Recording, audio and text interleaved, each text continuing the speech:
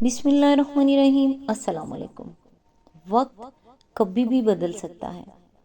جب سانپ زندہ ہوتا ہے تو وہ چونٹیاں کھاتا ہے، اور جب سانپ مر جائے تو چونٹیاں اسے کھاتی ہیں۔ یہ ہے وقت کا بدلنا۔ ایک درخت سے کئی لاکھ ماچس کی تیلیاں بنتی ہیں، مگر ایک ماچس کی تیلی کئی لاکھ درخت جلا سکتی ہے۔ وقت کبھی بھی بدل سکتا ہے، اس لیے زندگی میں کسی کو مت ستانا۔ شاید آپ طاقتور ہوں، مگر مت بھولو وقت آپ سے زیادہ طاقتور ہے۔ آج انشاءاللہ سورہ زلزلہ کی آیت نمبر 8 سے سٹارٹ کریں گے۔ اس کا ترجمہ اور تفسیر تفہیم القرآن سے بیان کروں گی، جو اہل سنت جماعت کے لیے ہے۔ اعوذ باللہ من الشیطان الرجیم، بسم اللہ الرحمن الرحیم۔ اور جس نے ذرہ برابر بدی کی ہوگی وہ اس کو دیکھ لے گا۔ اس کی تفسیر ہے، اس ارشاد کا ایک سیدھا سادہ مطلب تو یہ ہے، اور یہ بالکل صحیح ہے، کہ آدمی کی کوئی ذرہ برابر نیکی یا بدی بھی ایسی نہیں ہوگی جو اس کے نامہ اعمال میں درج ہونے سے رہ گئی ہو۔ اسے وہ بہرحال دیکھ لے گا، لیکن اگر دیکھنے سے مراد اس کی جزا و سزا دیکھنا لیا جائے تو اس کا یہ مطلب لینا بالکل غلط ہے کہ آخرت میں ہر چھوٹی سے چھوٹی نیکی کی جزا اور ہر چھوٹی سے چھوٹی بدی کی سزا ہر شخص کو دی جائے گی، اور کوئی شخص بھی وہاں اپنی کسی نیکی کی جزا اور کسی بدی کی سزا پانے سے نہ بچے گا، کیونکہ اول تو اس کے معنی یہ ہوں گے کہ ایک ایک برے عمل کی سزا اور ایک ایک اچھے عمل کی جزا الگ الگ دی جائے گی۔ دوسرے اس کے معنی یہ بھی ہیں کہ کوئی بڑے سے بڑا صالح مومن بھی کسی چھوٹے سے چھوٹے قصور کی سزا پانے سے نہ بچے گا، اور کوئی بدترین کافر و ظالم اور بدکار انسان بھی کسی چھوٹے سے چھوٹے اچھے فعل کا اجر پائے بغیر نہیں رہے گا۔ یہ دونوں معنی قرآن و حدیث کی تصریحات کے بھی خلاف ہیں، اور عقل بھی اسے نہیں مانتی کہ یہ تقاضا انصاف ہے۔ عقل کے لحاظ سے دیکھیں تو یہ بات آخر کیسے سمجھ میں آنے کے قابل ہے کہ آپ کا کوئی خادم نہایت وفادار اور خدمت گزار ہو، لیکن آپ اس کے کسی چھوٹے سے قصور کو بھی معاف نہ کریں، اور اس کی ایک ایک خدمت کا اجر و انعام دینے کے ساتھ اس کے ایک ایک قصور کو گن گن کر ہر ایک کی سزا بھی اسے دے ڈالیں۔ اسی طرح یہ بھی عقلاً ناقابل فہم ہے کہ آپ کا پروردہ کوئی شخص جس پر آپ کے بے شمار احسانات ہوں، وہ آپ سے غداری اور بے وفائی کرے، اور آپ کے احسانات کا جواب ہمیشہ نمک حرامی ہی سے دیتا رہے، مگر آپ اس کے مجموعی رویے کو نظر انداز کر کے اس کی ایک ایک غداری کی الگ الگ سزا اور اس کی ایک ایک خدمت کی، خواہ وہ کسی وقت پانی لا کر دے دینے یا پنکھا جھل دینے ہی کی خدمت ہو، الگ جزا دیں۔ اب رہے قرآن و حدیث، تو وہ وضاحت کے ساتھ مومن، منافق، کافر، مومن صالح، مومن خطا کار، مومن ظالم و فاسق، محض کافر اور کافر مفسد و ظالم وغیرہ مختلف قسم کے لوگوں کی جزا و سزا کا ایک مفصل قانون بیان کرتے ہیں، اور یہ جزا و سزا دنیا سے آخرت تک انسان کی پوری زندگی پر حاوی ہے۔ اس سلسلے میں قرآن مجید اصولی طور پر چند باتیں بالکل وضاحت کے ساتھ بیان کرتا ہے۔ اول یہ کہ کافر و مشرک اور منافق کے اعمال، یعنی وہ اعمال جن کو نیکی سمجھا جاتا ہے، ضائع کر دیے گئے، آخرت میں وہ ان کا کوئی اجر نہیں پا سکیں گے۔ ان کا اگر کوئی اجر ہے بھی تو وہ دنیا ہی میں ان کو مل جائے گا۔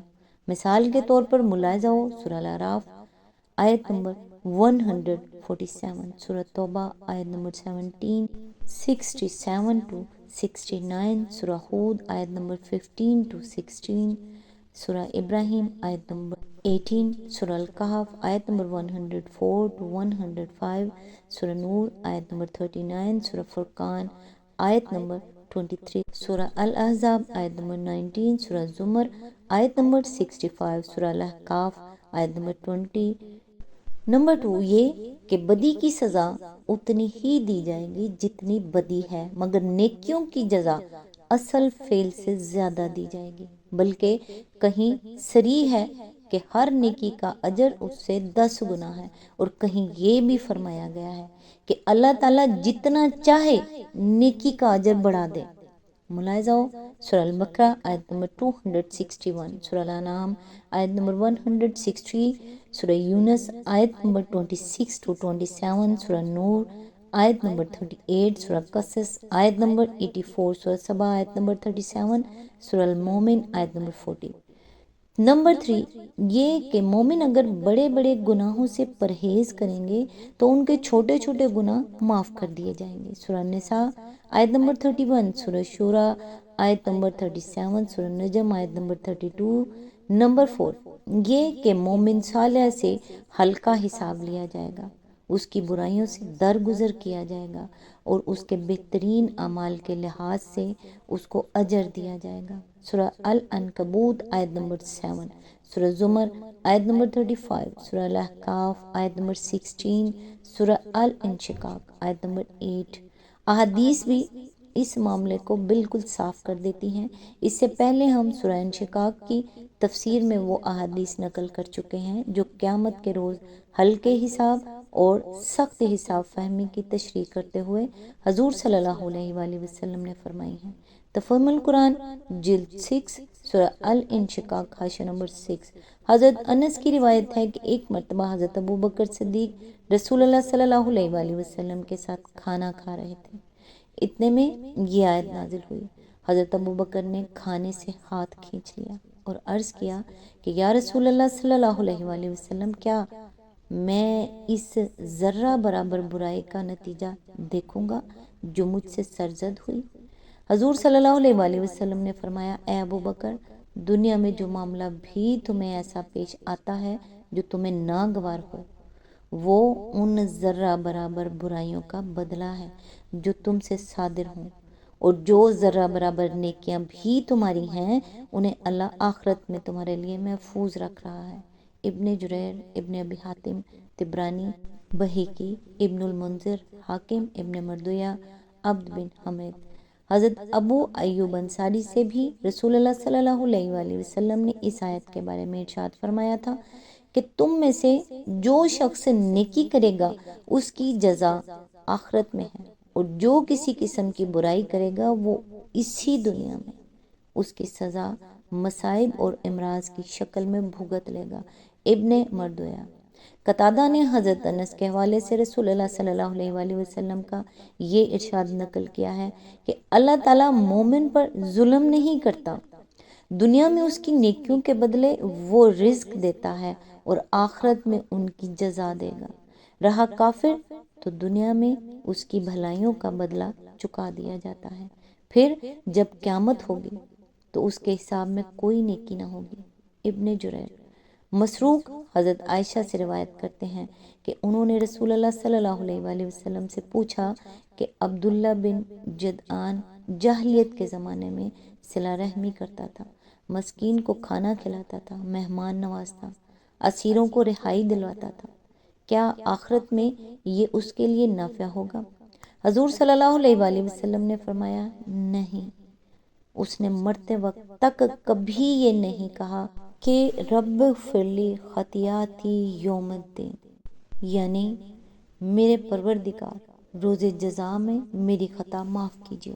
ابن جریر۔ اسی طرح کے جوابات رسول اللہ صلی اللہ علیہ وآلہ وسلم نے بعض اور لوگوں کے بارے میں بھی دیے ہیں جو جاہلیت کے زمانے میں نیک کام کرتے تھے مگر مرے کفر و شرک ہی کی حالت میں تھے، لیکن حضور صلی اللہ علیہ وآلہ وسلم کے بعض ارشادات سے معلوم ہوتا ہے کہ کافر کی نیکی اسے جہنم کے عذاب سے تو نہیں بچا سکتی، البتہ جہنم میں اس کو وہ سخت سزا نہ دی جائے گی جو ظالم اور فاسق اور بدکار کافروں کو دی جائے گی۔ مثلا حدیث میں آیا ہے کہ حاتم طائی کی سخاوت کی وجہ سے اس کو ہلکا عذاب دیا جائے گا۔ روح المعانی۔ تاہم یہ آیت انسان کو ایک بہت اہم حقیقت پر متنبہ کرتی ہے، اور وہ یہ ہے کہ ہر چھوٹی سے چھوٹی نیکی بھی اپنا ایک وزن اور اپنی ایک قدر رکھتی ہے، اور یہی حال بدی کا بھی ہے کہ چھوٹی سے چھوٹی بدی بھی حساب میں آنے والی چیز ہے، یوں ہی نظر انداز کر دینے والی چیز نہیں ہے۔ اس لیے کسی چھوٹی نیکی کو چھوٹا سمجھ کر اسے چھوڑنا نہیں چاہیے، کیونکہ ایسی بہت سی نیکیاں مل کر اللہ تعالیٰ کے حساب میں ایک بہت بڑی نیکی قرار پا سکتی ہیں۔ اور کسی چھوٹی سے چھوٹی بدی کا ارتکاب بھی نہ کرنا چاہیے، کیونکہ اس طرح کے بہت سے چھوٹے چھوٹے گناہ مل کر گناہوں کا ایک انبار بن سکتے ہیں۔ یہی بات ہے جس کو متعدد احادیث میں رسول اللہ صلی اللہ علیہ وآلہ وسلم نے ارشاد فرمایا ہے۔ بخاری و مسلم میں حضرت عدی بن حاتم سے یہ روایت منقول ہے کہ حضور صلی اللہ علیہ وآلہ وسلم نے فرمایا، دوزخ کی آگ سے بچو، خواہ وہ کھجور کا ایک ٹکڑا دینے یا ایک اچھی بات کہنے ہی کے ذریعے سے ہو۔ انہیں حضرت عدی سے صحیح روایات میں حضور کا یہ قول نقل ہوا ہے کہ کسی نیک کام کو بھی حقیر نہ سمجھو، خواہ وہ کسی پانی مانگنے والے کے برتن میں ایک ڈول ڈال دینا ہو، یا یہی نیکی ہو کہ تم اپنے کسی بھائی سے خندہ پیشانی کے ساتھ ملو۔ بخاری میں حضرت ابو ہریرہ کی روایت ہے کہ حضور صلی اللہ علیہ وآلہ وسلم نے عورتوں کو خطاب کر کے فرمایا، اے مسلمان عورتوں، کوئی پڑوسن اپنی پڑوسن کے ہاں کوئی چیز بھیجنے کو حقیر نہ سمجھے، خواہ وہ بکری کا ایک کھر ہی کیوں نہ ہو۔ مسند احمد، نسائی اور ابن ماجہ میں حضرت عائشہ کی روایت ہے کہ حضور صلی اللہ علیہ وآلہ وسلم فرمایا کرتے تھے، اے عائشہ، ان گناہوں سے بچی رہنا جن کو چھوٹا سمجھا جاتا ہے، کیونکہ اللہ کے ہاں ان کی پرسش بھی ہونی ہے۔ مسند احمد میں حضرت عبداللہ بن مسعود کا بیان ہے کہ حضور صلی اللہ علیہ وآلہ وسلم نے فرمایا، خبردار، چھوٹے گناہوں سے بچ کر رہنا، کیونکہ وہ سب آدمی پر جمع ہو جائیں گے یہاں تک کہ اسے ہلاک کر دیں گے۔ گناہ کبیرہ اور صغیرہ کے فرق کو سمجھنے کے لیے ملاحظہ و تفہیم القرآن جلد 1 سورہ نساء حاشیہ نمبر 53، جلد 5 سورہ نجم حاشیہ نمبر 32۔ یہ صورت یہاں مکمل ہوئی۔ نیکسٹ انشاءاللہ سورہ العادیات کی آیت نمبر 1 سے سٹارٹ کریں گے۔ اللہ تعالیٰ سے دعا ہے، پروردگار، ہم تجھ سے تیرا رحم اور فضل مانگتے ہیں۔ یا اللہ، ہمیں ہمارے اعمال کی عبرت سے بچا، ہمیں کردہ گناہوں پر توبہ کی توفیق دے، ہمارے نہ کردہ گناہوں کو ہمارے خیال میں تلف کر دے۔ مولا، تو رحیم بھی ہے اور قہار بھی۔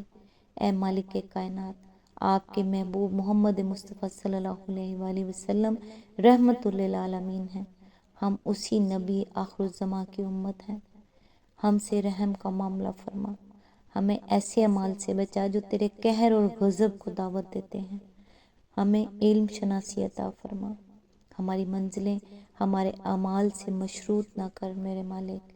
اے پروردگار، ہم بے بس ہیں، عاجز ہیں، تیرا فضل شامل حال نہ ہو تو ہم کسی قابل بھی نہیں۔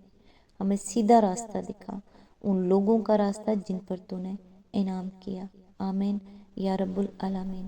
نیکسٹ ویڈیو تک کے لیے دعا میں یاد رکھیے گا۔ اللہ حافظ۔